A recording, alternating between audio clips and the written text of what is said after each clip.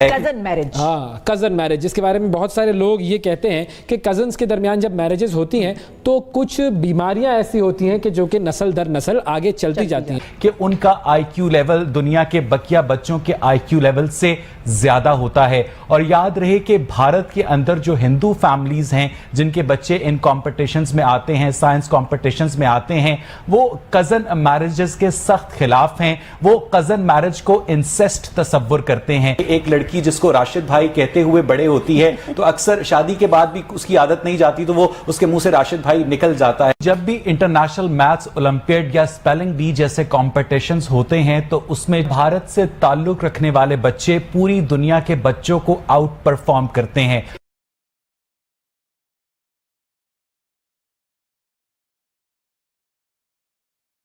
जय नमस्कार दोस्तों। तो दोस्तों वैसे तो पाकिस्तान में लोग आपस में ही शादी करना पसंद करते हैं, ज़्यादातर वो कज़न के अंदर शादी करना पसंद करते हैं, जैसा आप सबको पता होगा। और दोस्तों इसकी वजह से पाकिस्तान के जो बच्चे होते हैं दोस्तों वो इतने इंटेलिजेंट नहीं निकल पाते, क्योंकि दोस्तों डॉक्टरों ने बताया है कि जैसे किसी को बीमारी रहती है, किसी जन्म पीढ़ी दर पीढ़ी बीमारी रहती है, और दोस्तों ये आपस में शादी करने की वजह से वो बीमारी आपस में ही घूमती रहती है इनकी, जिसकी वजह से दोस्तों इनकी आईक्यू लेवल जो होती है इतने कम रहती है। तो जैसा आप देख सकते हैं कि भारत के अंदर ऐसा होता नहीं है। भारत के अंदर सब अलग अलग जीन के लोगों से शादी करते हैं, जिसकी वजह से उनके बच्चे भी काफ़ी ज़्यादा माइंड से स्ट्रांग होते हैं।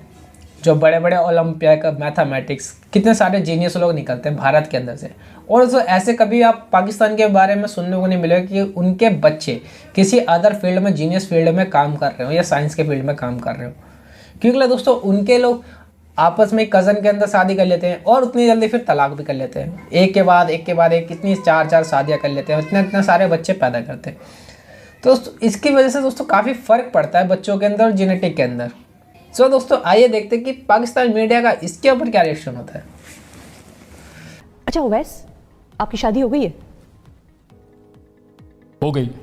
अच्छा, तो इतना ऑन एयर बोल रहे हैं तो इतना कान में बोलने मैं समझा किसी को पता नहीं चलेगा, मैं आराम से बोल रहा था। नहीं सबको पता चल जाएगा। सबको पता लग गया। अच्छा, जिनसे हुई है शादी जी, वो आपकी क्या लगती थी? वो फैमिली फ्रेंड्स। अच्छा, कजन्स नहीं थे? नहीं, कजन नहीं थे। उसकी वजह क्या थी? रिश्ता कैसे हुआ था? बस वो बहन की दोस्त थी। अच्छा। वो वालिद के भी कुछ ताल्लुकात थे उनके घर से, तो फिर वो हमारी बहन ने कहा भाई ये लड़की अच्छी है, हाँ। आप प्लीज यहाँ पर कुछ गौर फरमाएं। और मैंने गौर फरमाया। मतलब फुल ऑन अरेंज मैरिज हुई? मुकम्मल अरेंज। मतलब लव का उस वक्त कोई चांस ही नहीं था? कोई उस वक्त हमारे जमाने में रिवाज कहाँ था लव का?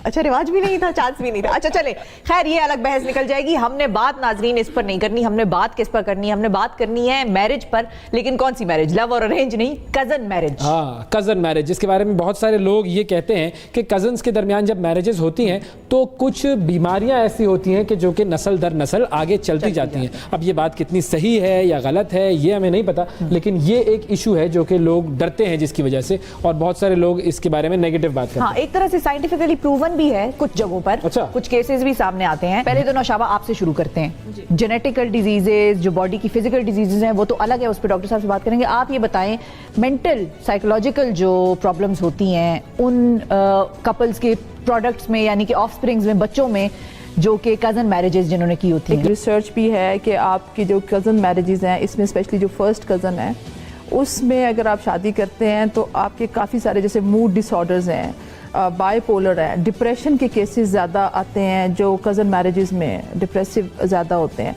तो ये भी है कि कज़न मैरिज तो नॉर्मल शादियों में भी होता है, और जेनेटिक डिसऑर्डर्स भी होते हैं। नॉर्मल शादियों में भी डिप्रेशन, मतलब कजन के अलावा जो शादियां होती हैं जिसमें लोग कजन नहीं होते उसमें भी तो होता है कि मूड स्विंग हो रहा है या डिप्रेशन हो रहा है। आप जो बात कर रहे हैं ना वो इस तरह बात कर रहे हैं कि वो एनवायरमेंटल फैक्टर होता है। मैं जो आपको ये बता रही हूँ कि इसमें जेनेटिक फैक्टर्स भी इन्वॉल्व हो जाते हैं।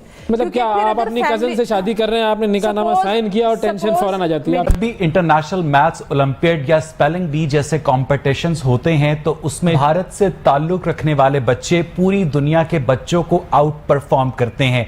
और उसकी वजह सिर्फ और सिर्फ ये बताई जाती है माहिरीन की जानिब से कि उनका आईक्यू लेवल दुनिया के बकिया बच्चों के आईक्यू लेवल से ज्यादा होता है। और याद रहे कि भारत के अंदर जो हिंदू फैमिलीज हैं जिनके बच्चे इन कॉम्पिटिशन्स में आते हैं, साइंस कॉम्पिटिशन्स में आते हैं, वो कजन मैरिजेस के सख्त खिलाफ हैं। वो कजन मैरिज को इंसेस्ट तस्वुर करते हैं। इसी तरह चीन में भी कजन मैरिज के ऊपर पाबंदी है। North Korea, south Korea, Philippines और अमेरिका की बेशतर रियासतों में भी कजन मैरिज के ऊपर पाबंदी है, क्योंकि माहिरीन की राय में कजन मैरिज के जरिए जो रिसेसिव अलील्स होती हैं वो डोमिनेंट हो जाती हैं, जिससे बहुत सारे जो जेनेटिक डिसऑर्डर्स हैं, जिनमें हेमोफीलिया है, थैलेसीमिया है, और उसके अलावा ये बच्चे बड़े होकर ज्यादा प्रोन होते हैं हाइपरटेंशन के, पेप्टिक अल्सर के, क्रोनिक हार्ट डिजीज के, ऑस्टियोपोरोसिस के। उसके बावजूद मुआशरे में जो कजन मैरिज का रिवाज है वो इस पंजाबी मुहावरे की वजह से शायद ज्यादा है कि अपना मारे तेवी